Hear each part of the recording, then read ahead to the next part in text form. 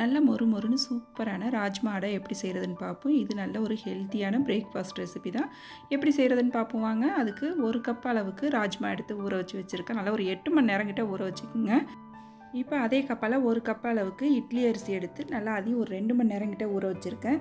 அதிலே பார்த்தீங்கன்னா 1 டீஸ்பூன் சோம்பு, ஒரு 5, 6 வரமிளகாய் சேர்த்துருக்கேன். இப்போ இது எல்லாத்தையும் மிக்ஸி ஜாரில் சேர்த்து கூடவே ஒரு 6, 7 பூண்டு பல் தோலோடே சேர்த்துக்குங்க. நல்லா கொரப்பாக அரைச்சி எடுத்துக்குங்க. இந்த மாவு எல்லாத்தையும் அரைச்சி எடுத்துக்கும். அதே போல் ராஜ்மாவும் பார்த்தீங்கன்னா கொரப்பாக தான் அரைச்சி எடுத்துக்கணும். நம்ம இது போல் கொரப்பாக அரைச்சி எடுக்கும்போது நல்லா கிறிஸ்பியாக கிடைக்கும் அடை. அப்புறம் நல்லா அரைச்சி எடுத்ததுக்கப்புறம் இதில் தேவையான அளவு உப்பு, வெங்காயம், கருவேப்பிலை, கொத்தமல்லி, நல்லா ஒரு 1/2 கப்பு தேங்காய், கொஞ்சம் தேவையான அளவு தண்ணி விட்டு நல்லா எல்லாத்தையும் ஒத்தாப்பில் ஒன்று கலந்துக்குங்க. கூடவே கொஞ்சம் பெருங்காயத்தூளும் சேர்த்துக்குங்க. அரிசி ஊற வைக்கும் போது கொஞ்சம் நீங்கள் பருப்பு கூட சேர்த்து ஊற வச்சுக்கலாம். துவரம் பருப்பு, கடலைப்பருப்பு கூட சேர்த்து ஊற வச்சுக்கலாம். அதுவுமே இன்னும் டேஸ்ட்டு சூப்பராக இருக்கும். இப்போ அடையை தோசைக்கல்லில் ஊற்றி 2 பக்கமும் திருப்பி போட்டு நல்லா முருகலாக எடுத்தோம்னா சூப்பரான அடை ரெடி.